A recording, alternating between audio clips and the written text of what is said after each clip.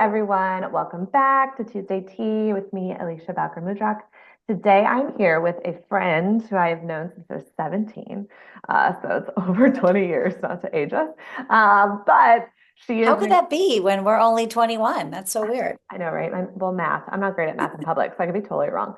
But is an incredible woman. She has so much great wisdom that she's going to be sharing with us on this really important topic around one of the resets of this month, and that's going to be joy. But before we really hop into it, I'm going to let Melissa introduce herself and share a little bit about who she is and where she's coming from, and then we're going to get right down to the tea. Welcome, Melissa. Thanks for having me, Leash. I'm really excited to be here. So as Alicia said, my name is Melissa LaVine. We met in college, which is feels so crazy because it So, feels like yesterday, but also like a million years ago at the same time. yeah. Um, yeah, so I'm coming from Chicago by way of California. Obviously, that's where I'm from, but I live in Chicago now. I actually left California for a job, then moved back to California, and then came back to Chicago. So I think I think I'm pretty set here now, although the winters are just not for me. Oh, so rough. So I became a teacher. I was a career changer. I became a teacher for Chicago public schools, and then have kind of stayed in the education sector as now I work for a nonprofit that we train resident teachers and mentor teachers to be effective urban educators. And if you've ever been part of education, you know that being a teacher is very different than being an urban educator. And so, yeah, just all that goes into that. I'm very passionate about that work because I've just seen like the inequities firsthand, like just even the education that my children get in like a very white upper middle class neighborhood versus like the education that the kids in the communities that I serve had access to. And so it is important to me that I'm a big believer in like if I want to see change or I want to see things affected differently, then I like to put my money where my mouth is, right? I can't just talk about it. So Yeah. that is I think why I'm still in this profession after this long. It's because it feels like my mission field a little bit. It feels like soul work more than just like a job. So that is challenging in its own way because you do feel so like tied to it personally. Yeah. Um, but I think as we get into this joy topic, I think we'll get into a little bit more about just like how to make sure that your job kind of does stay your job though, because that sometimes can like take away your joy and make things not as healthy for you. But that's a little bit about me. Sorry, I feel like I'm rambling a little bit now. No, I love it. I think just such good points, and it's always helpful, I think, for folks when they're listening to us talk, who's talking to me? Why should I listen to them? What do they know? Yeah. And so just your background, you have so much unique expertise and wisdom to share from your own experiences. So I'm excited to get into it. So as we know, this month we're really talking about just like this idea of the spring reset. The first 3 months of this year have been rough, and Yeah. we're still have a lot of year left though. So my thoughts are, how can we really use all the feelings that might have come up, Hmm. and maybe they weren't the most positive ones over the last 3 months. And instead of Yeah. using that to weigh us down, how can we use it as momentum to kind of spur us forward? And Yeah. so we're going through lots of different kind of resets, mind, body, routines, et cetera. But joy, I think, is really a very special one. And so I guess just to start it out, when we say this phrase joy reset, what does Yeah. that even mean to you? Like what are we even talking about here? Yeah. I think when you sent me the topics and I saw that one, I just like it jumped to it like so fast. I'm like, I have to talk about that. And I think it worked out perfectly because, we were supposed to do another topic and then it just scheduling was rough. Yeah. And so I think this was a topic that I was always supposed to talk about. When I hear the term joy reset, I'm just thinking about getting back to what makes you you and like really fills you up. And I think Mm. joy sometimes is conflated with happiness. And I think joy, yes, like there are parts of joy that make you feel happy, right? But there are also parts of joy that just really like feed you in a way that isn't necessarily like just happiness, right? It's like being fulfilled and feeling really motivated and feeling really excited about what you're doing. And so, yeah, to me, it's more than just like, oh, I'm so joyful because I think joy is more than just being happy. I Of think it course. encompasses a lot more. And I think to me, joy feels more deeply rooted in like a way of being rather than a Mm. feeling. Mm. I think, you can choose joy despite circumstances and despite feelings, just like you can choose other ways of being despite Yes. feelings, right? Yes. And so when I was a teacher, I used to joke like, little 8-year-olds giving me attitude. And I used to say, oh, honey, no 8-year-old with an attitude is going to steal my joy because I feel like at the end of the day, joy is a very purposeful, intentional choice. And Mhm. it's a choice to live that way despite your circumstances or despite the crazy things that are going on in the world and the impacts that you have that it has on so many people. So that to me is what that means, that joy reset.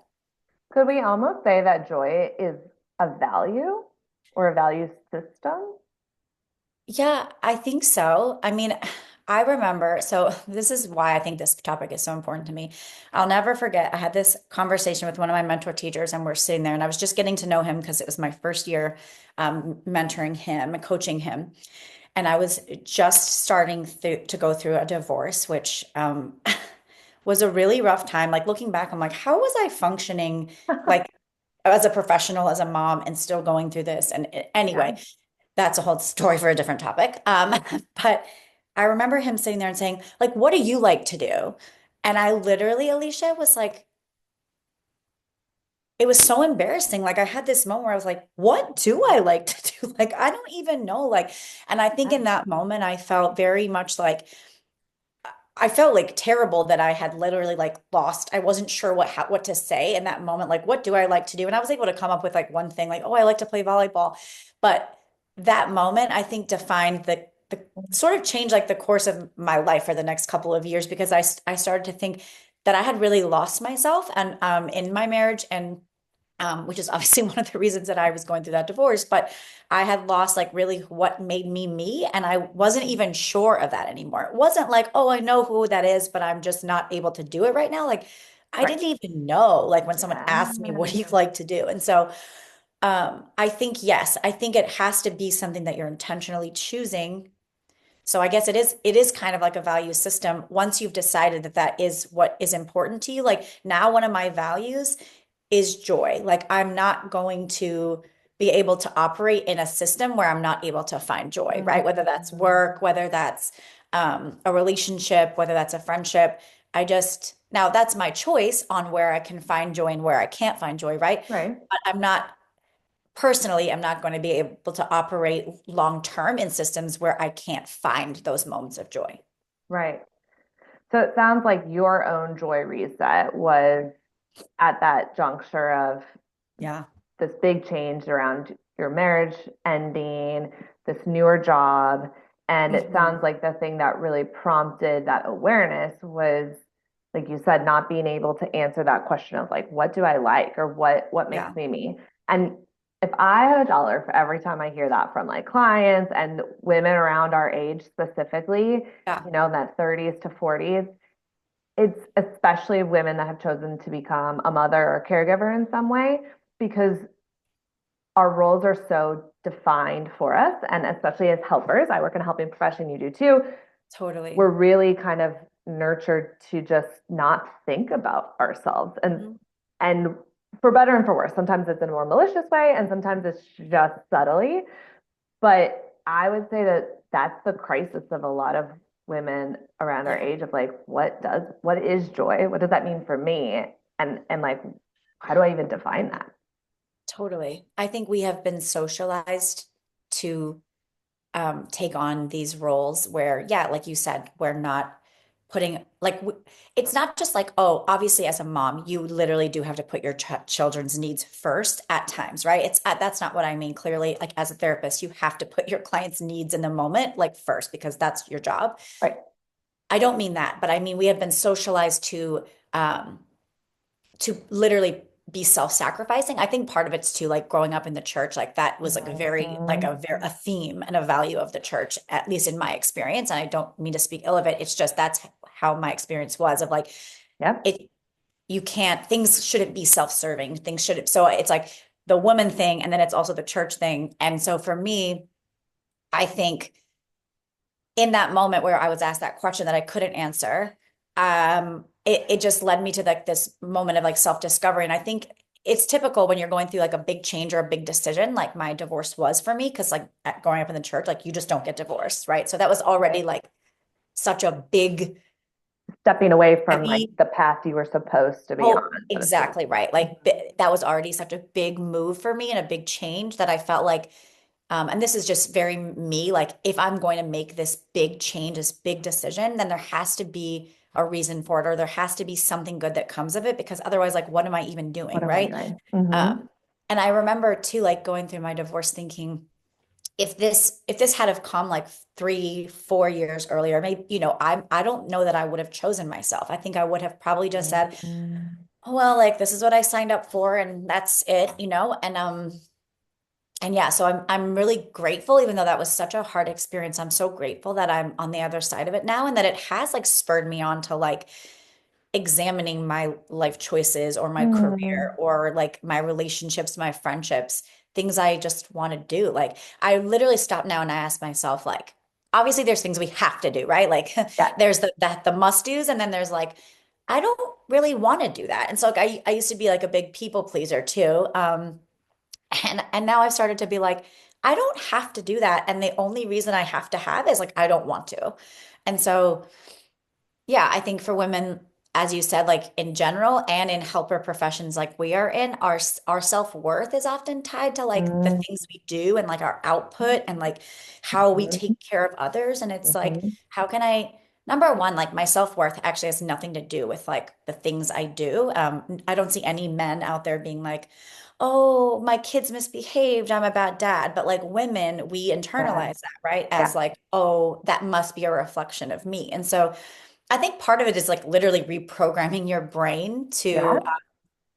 to break down some of that like indoctrination, for lack of a better term, that we Yeah. kind of were fed or taught, or just like even in just like I don't know that I was ever explicitly taught some of those things, right? But it's No, it's just very in nuanced. our social, like in our social systems and Yeah. in our culture, that's just sort of told to you implicitly or explicitly sometimes. And so after a certain amount of time, I think you're just kind of like You've you just just signed do up these for it. things and you don't even know why you're doing them. Exactly. I also think as being a mom of a daughter, that has like reshaped some of like my reasoning of why I want to change Mm. this, because I don't want her to be in a situation that I was in where I felt like I had to do these things because Mm. yeah, and like I just want them, I mean my son too, but like the world is sort of created for the white man, so he's going to be fine. um I just want her to know that she can choose to do whatever she wants, and there's multiple pathways that like lead to fulfillment and joy and happiness. And I think I have those conversations with her. I know we've had some like, I think it's so amazing when women choose not to have kids, Mm. because that is like a system that has been like told to us that like we should do and we need to do. And we like, if we want to be fulfilled as a woman, blah, blah, Yeah. Yeah. gag me. But I like even just having those conversations with my kids now, like when I was a kid, my mom would be like, well, when you have kids, well, when you Right. get married, right? Right. So even though, and I don't mean like she was not malicious at all in her intent, right? We're all just No, but sort of again, that's that assumption. That's that nuanced way. It's just totally, woven into generations and generations and exactly, generations. which It's is probably not what her mom ill, told her, right? right? It's just an Um, assumed thing, like this is going to happen, and it Exactly. might And not. even just that and changing that language of like, if you choose to have kids or if you choose to get married, Mhm. I think those little tiny moves, I mean, my kids are still probably going to need therapy from all the things that I have messed them up about, but at least it won't be this thing. Like they will know that there's multiple paths that they can pursue and nothing's required, or like Right. it, like no, I'm not going to think differently of them if they choose a different path than I chose.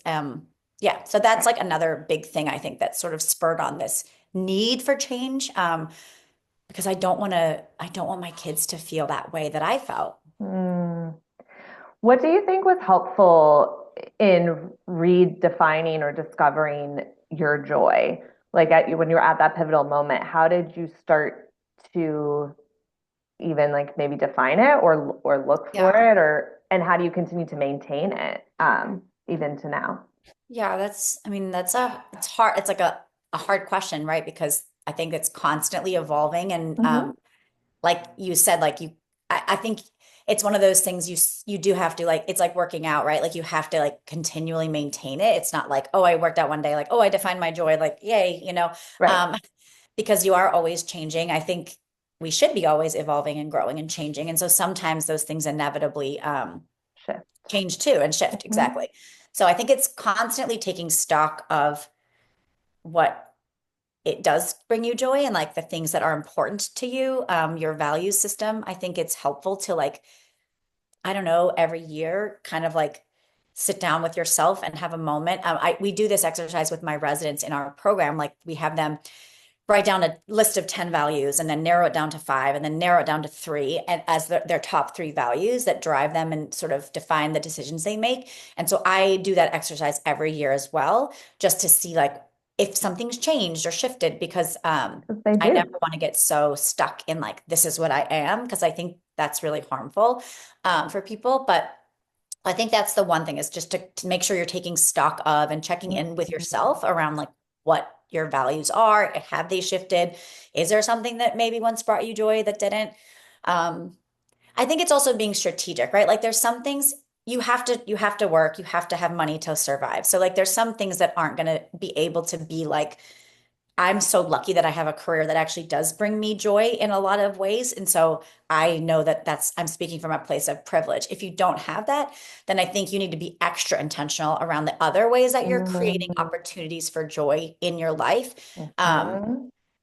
because they don't just happen all the time and you have to like either look for them or create them intentionally. So I think for me, one of those things has been like I love travel. I didn't travel a lot while I was married because that just wasn't a thing. And part of it was like financial, and part of it was just like that wasn't something he liked. So now, since like getting divorced, I feel like that's something that I've prioritized because I know that that really feeds me and it like in a way that not a lot of things can. I like Right. love exploring new places. I love visiting people, connecting with people, exploring new cultures and trying new things. That's like very much something that like I think brings me joy because Yeah. it's freedom is also like one of my values and I don't Yeah. like to feel trapped or stuck and I don't want Yeah. to just kind of like live life in the hamster wheel. Right. So that's one thing. And so it's just like prioritizing ways that I can like okay, if I don't do my nails for this many times, can I go on a trip? Or like, you know what I mean? It's just Mhm. like making small changes Mhm. that, because we all have the same amount of hours in the day. We all have, we have finite amount of resources. And it's just, Yep. for me, it's been a way that I can like more intentionally select where I'm going to put my time or my money so that I can find joy that I wasn't able to find before. Sorry, Yeah. did I answer your question? I don't know. Yeah. No, I think the theme that I'm hearing that keeps running through this is this idea of being intentional, Yeah. because joy is not something that just falls in our lap or just happens Yeah. organically all the time. There can be Yeah. moments that just kind of occur, but I think the thread here is this reset maybe doesn't just happen like once a year or one a podcast episode. It's something that every day, even the stuff we have to do, right? I'm still choosing to go to work. So there's Hmm. still some choice in it versus, Yeah. oh, I have to go to this job. I'm Totally. still at this job. There's something about it. Like I'm partnering here. There's some power I have. And Yeah. even if it isn't my first choice or the choice I'd love to be making, the reason is because I want the money, the help, like the things to do the other things. Yeah. So I'm still in partnership and in charge of it, which that intention changes the whole experience.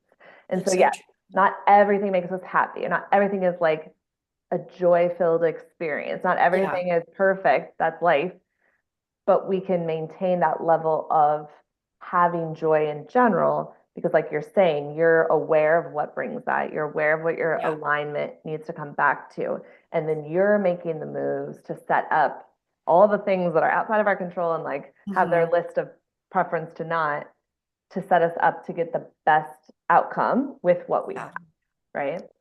Totally. I think that those are like the big moves for like joy as a value and like more sustainable joy. Mhm. And then I think you just went as you were talking, I was thinking, but you're right, there's so many small moments that bring joy throughout the day, but because we're so busy and we're not looking for them and we Yeah. need to like train ourselves to recognize. Yeah. um, there's this exercise, like a mindfulness practice that I sometimes do where I will write down three small moments and like the feeling that came with them, like something that brought me joy, but like what was the feeling?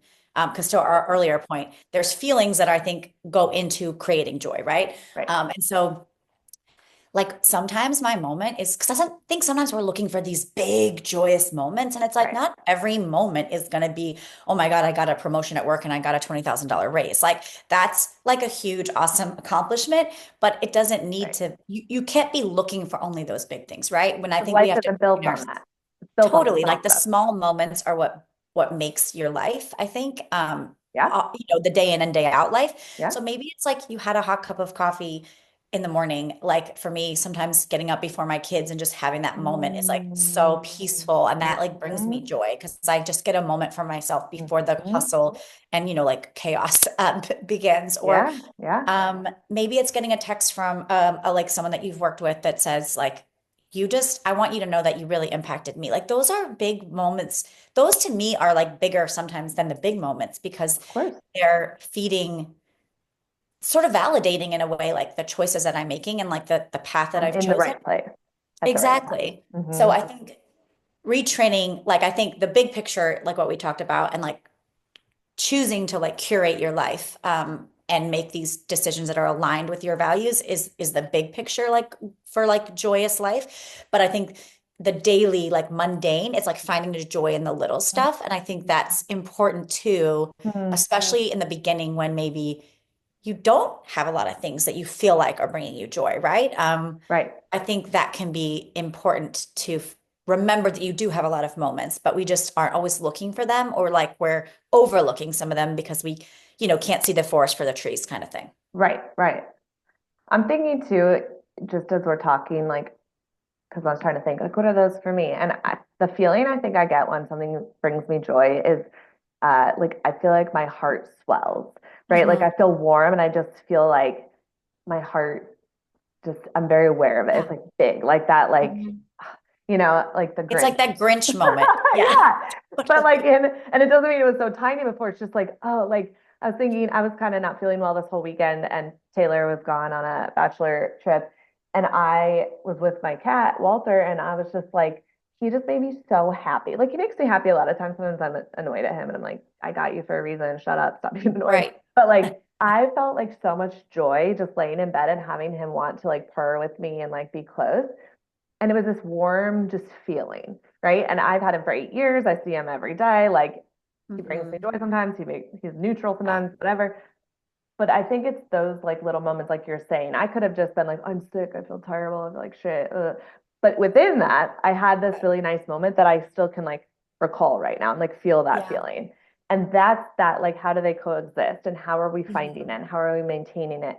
Because I was listening also to like a Mel Robbins, she's so brilliant, but it was about goals. And she's like, who cares if we accomplish the goals? Honestly, the whole thing is like setting the goals that it makes Yeah. us feel good. Trying to achieve it feels good. And then we get there and okay. And then sometimes it's not that exciting. And like, but the whole point is we got to keep making them. And that's the life. It's not the like, I graduated, I made a raise, I made a baby, I got a new Right. house. Like those are exciting and they're fleeting. Like Yeah. they And that they're high over. we don't live on forever, you know? Yeah, for sure. That's a really good point.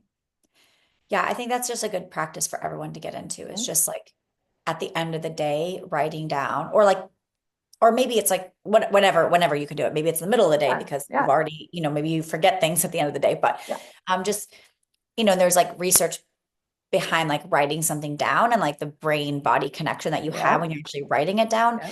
as opposed to just saying it. Like I think it's also awesome to like practice gratitude and say things out loud too. Both super helpful practices. And this particular one, like writing it down, it does it just creates more of like the muscle memory of like, oh yeah, I remembered those things happen. And then you also have like this record of like, oh man, like Exactly. I wrote down these three things that Right. happened. And then look how many things, like how many moments Totally. of joy I've had in my Yeah. week, my life, my month. Totally. So Even if you're only writing two down a day, like that's it over the adds week, up. it's 14 moments that you have that you can celebrate or that you can remind yourself, like, oh, wow, like Mhm. I did have a lot of moments this week, even though it felt like a hell of a week by Wednesday. I was like oh my Right. God, this week Right. has to be over. But Right. there's lots of Right. moments, to your point, like we have to be looking for them too. We can't just take them for granted or assume that they're going to like smack us in the face because they're not always, Right. going. Right. Because we're going to see what we're looking for. And if we're not Yeah. looking for that, we're not going to see it. So, Yep. That's so true.